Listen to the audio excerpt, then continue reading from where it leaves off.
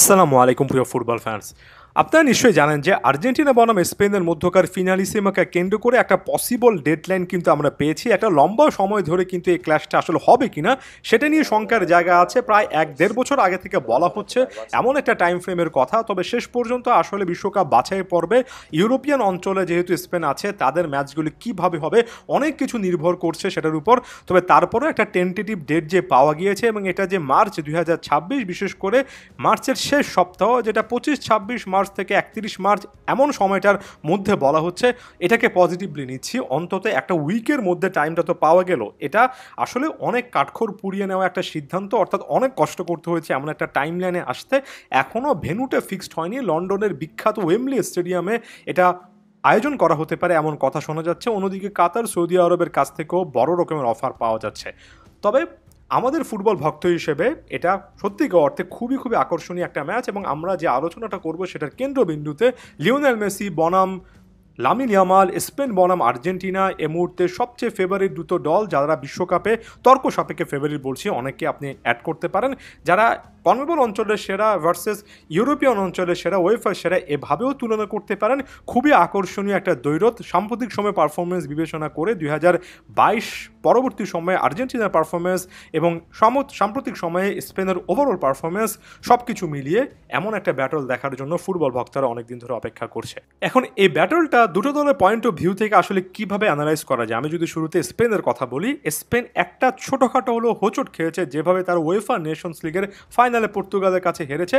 এটা হয়তোবা দে la Fuente খুব বড় রকমের ইস্যু হিসেবে চিন্তা করবেন না, তবে এখানে এখনও যে দলের মধ্যে অভিজ্ঞতার একটু ঘাটতি রয়েছে, এখনও যে ম্যাচগুলো ক্লিনিক্যালি ফিনিশ করার ক্ষেত্রে আরেকটু কাজ করা উচিত, বিশেষ করে স্পেনের ডিফেন্স লাইন নিয়ে যে এখনও কাজ করা উচিত সেটা স্পষ্ট হয়েছে। এবং দে লা ফুয়েন্তে কতটুকু কাজ করছেন, বিশ্বকাপের আগে কতটুকু গুছিয়ে নিতে পারছেন, সেটা একটা ম্যাচে সকল কিছু বলে দেবে এই জিনিসটা আমি বলবো না, তবে অন্তত ইন্ডিকেট করতে পারে, অন্তত পূর্বাভাস দিতে পারে, একটা ফোরকাস্টিং করতে পারে।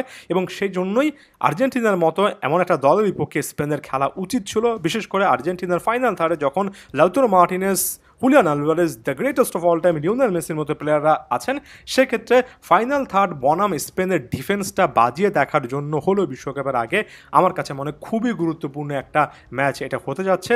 স্প্যানিশ মিডফিল্ড ফাইনাল থার্ডের সাথে ডিফেন্সের একটা পার্থক্য রয়েছে কোয়ালিটির, এটা আমার কাছে মনে হচ্ছে।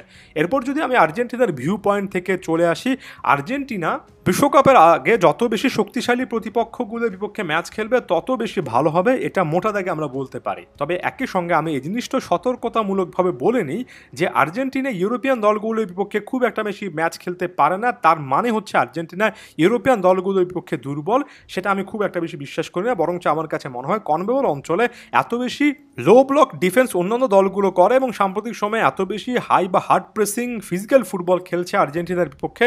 আর্জেন্টিনা যখন ইউরোপিয়ান দলগুলির বিপক্ষে খেলেছে, একটু স্পেস তারা যখন পেয়েছে, কাউন্টার অ্যাটাক খেলা যখন সুযোগ পেয়েছে, তখন অনফিল্ডের পারফরমেন্স আর্জেন্টিনার ভালো হয়েছে। সেটা নেদারল্যান্ডসের বিপক্ষে ম্যাচ বলেন, ক্রোয়েশিয়ার বিপক্ষে ম্যাচ বলেন, এমনকি বিশ্বকাপ ফাইনালে ফ্রান্সের বিপক্ষে ম্যাচ বলেন, আমরা দেখেছি যখন আসলে প্রতিপক্ষ আক্রমণাত্মক ফুটবল খেলে এবং আর্জেন্টিনার আসলে স্পেস পাওয়ার সুযোগ থাকে, আর্জেন্টিনা ইউরোপিয়ান দলগুলির বিপক্ষে একেবারে খারাপ ফুটবল খেলে না। তাই আর্জেন্টিনারও কিন্তু যথেষ্ট ভালো ব্র্যান্ডের ফুটবল খেলার সুযোগ আছে। তবে একই সঙ্গে স্কালোনির জন্য এটা একটা ওয়ার্নিং সাইন হতে পারে।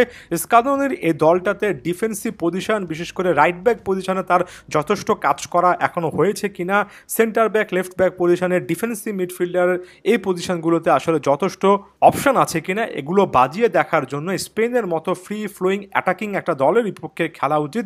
আমি দুটো দলের ক্ষেত্রে ডিফেন্সিভ অ্যাওয়ারনেসের দিকে একটু বেশি করে মনোযোগ এজন্য দিচ্ছি যে কারণ দিন শেষে ডিফেন্সই এই দুটো দলের এখন পর্যন্ত একটু হলো অ্যাকিলিস হিল বা একটু হলো উইক জোন আমার কাছে মনে হচ্ছে, সেটা বাজিয়ে দেখার জন্য এমন একটা ম্যাচ যেটা একটা ট্রফির সমমানের, সেই ম্যাচটা খেলা অনেক দরকার। এই একটা ম্যাচের পারফরমেন্সে আপনি বিশ্বকাপের জন্য একেবারে ফুললি প্রিপেয়ার্ড বা রেজাল্ট পক্ষে না আসলে ভেঙে পড়বেন না, তবে আপনার বিশ্বকাপের আগে দলের অবস্থাটা বোঝায় এবং এই ম্যাচটার পরবর্তী 1 থেকে 2 মাস খুবই কঠোরভাবে কাজ করার জন্য ওই যে বললাম একটা ফোরকাস্টের দরকার আছে। এই ম্যাচটা সে ফোরকাস্ট হতে পারে। লিওনেল স্কালোনির অনেক লম্বা সময় ধরে এই ম্যাচটাকে কেন্দ্র করে প্ল্যান করতে হবে, বিশেষ করে ইয়ামালদের ফাইনাল থার্ডে সামলানোর জন্য অবশ্যই প্রপার বেটার একটা প্ল্যানিং থাকা লাগবে। ধন্যবাদ সবাইকে।